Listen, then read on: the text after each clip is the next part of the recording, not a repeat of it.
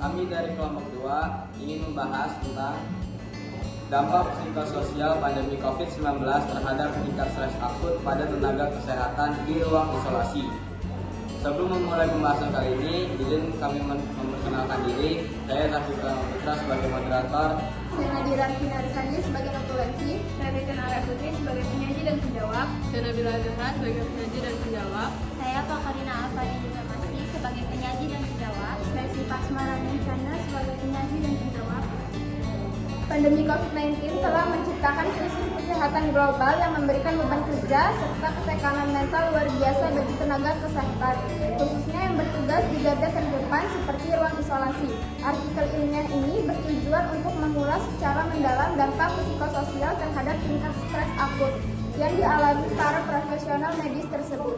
Menggunakan metode kualitatif deskriptif melalui studi literatur, penelitian ini mengeksplorasi berbagai pemicu stres seperti isolasi sosial, kecemasan akan risiko penularan, dan kelelahan fisik akibat beban kerja yang ekstrim. Hasil tinjauan menunjukkan adanya korelasi signifikan antara faktor lingkungan kerja dengan penurunan kesehatan mental nakes. Sebagai kesimpulan, diperlukan sistem dukungan psikologis yang terintegrasi dan sistematis untuk menjaga kesejahteraan mental tenaga kesehatan guna menjamin keberlangsungan pelayanan medis. Dampak psikososial COVID-19, stres akut, tenaga kesehatan, kesehatan mental. Munculnya pandemi COVID-19 secara mendadak tidak hanya melumpuhkan sektor ekonomi dan mobilitas, tetapi juga mengguncang stabilitas psikologis masyarakat secara global. Di tengah krisis ini, tenaga kesehatan atau nakes yang bertugas di ruang isolasi menjadi kelompok yang paling rentan terhadap gangguan mental. Mereka berada di titik pusaran resiko karena harus berinteraksi langsung dengan virus dalam intensitas tinggi setiap harinya.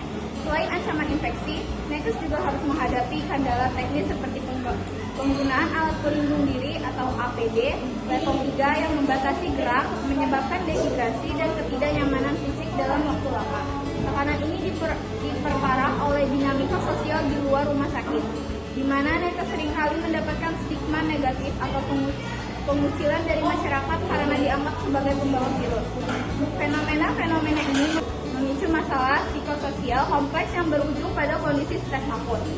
Jika stres ini tidak dimitigasi dengan tepat, dampaknya akan meluas pada penurunan performa kerja, resiko kesalahan medis atau medical error, hingga penurunan kualitas hidup nakes secara permanen. Penelitian ini menggunakan pendekatan kualitatif deskriptif dengan metode studi pustaka atau literatur review. Data dikumpulkan melalui analisis berbagai jurnal psikologi, laporan resmi Kementerian Kesehatan, dan data Organisasi Kesehatan Dunia atau WHO yang relevan dengan kondisi tenaga kesehatan selama masa pandemi. Fokus utama analisis adalah memetakan variabel-variabel psikososial yang mempengaruhi tingkat stres, seperti durasi jam kerja yang melebihi batas normal atau overtime, ketersediaan fasilitas penunjang medis yang terbatas di awal pandemi, serta kualitas dukungan emosional dari lingkungan keluarga maupun instansi tempat mereka mengabdi. Berdasarkan hasil analisis, ditemukan bahwa stres akut pada nakes di ruang isolasi dipicu oleh perpaduan dua faktor dominan. Yang pertama, faktor internal. Nakes mengalami konflik batin yang hebat antara kewajiban profesional dan rasa takut pribadi. Ketakutan terbesar bukan terletak pada kesehatan diri sendiri, melainkan risiko menjadi agen penular bagi anggota keluarga di rumah, terutama mereka yang memiliki lansia atau anak kecil. Hal ini memicu kelelahan emosional kronis atau burnout syndrome. Yang kedua, faktor eksternal. Kebijakan karantina mandiri setelah bertugas menyebabkan panas, kehilangan kasih pengaman emosional mereka, yaitu interaksi dengan orang tercinta. Diskoneksi sosial ini terjadi tepat saat mereka membutuhkan dukungan moral paling besar. Selain itu, beban kerja yang tinggi dengan waktu istirahat yang sangat minim membuat tubuh dan pikiran nakes berada dalam mode bertahan, survival mode, secara terus-menerus. Gejala stres akut yang diidentifikasi meliputi gangguan tidur, insomnia, kecemasan berlebihan, anxiety, sehingga kesulitan berkomunikasi. psikososial, prosedur keamanan isolasi yang ketat menciptakan tembok pemisahan antara nakes dan dunia luar, sehingga mereka merasa terasing. Tanpa adanya mekanisme coping, cara mengatasi masalah yang baik, kondisi ini beresiko berkembang menjadi gangguan stres pasca trauma atau PTSD yang dapat berdampak jangka panjang pada karir dan kesehatan mental mereka di masa depan. Dapat disimpulkan bahwa pandemi COVID-19 memberikan dampak psikososial yang sangat signifikan terhadap peningkatan stres akut pada tenaga kesehatan di ruang isolasi. Tekanan tersebut merupakan akumulasi dari ancaman biologis, kesehatan fisik, dan isolasi sosial.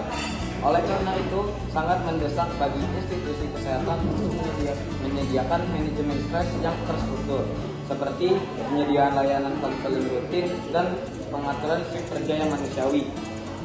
Dukungan masyarakat berupa apresiasi positif juga sangat diperlukan untuk memperbaiki moral para nakes. Menjaga kesehatan mental tenaga kesehatan adalah investasi krusial agar sistem kesehatan bangsa tetap tangguh dalam menghadapi krisis di masa depan. Daftar Pusaka Kementerian Kesehatan RI 2020, Pedoman Pencegahan dan Pengendalian Coronavirus di Sulsel atau COVID-19.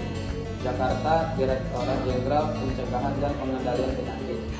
Suryani A. dan Handayani 2021, beban psikologis dan tingkat burnout tenaga medis di garda terdepan pandemi.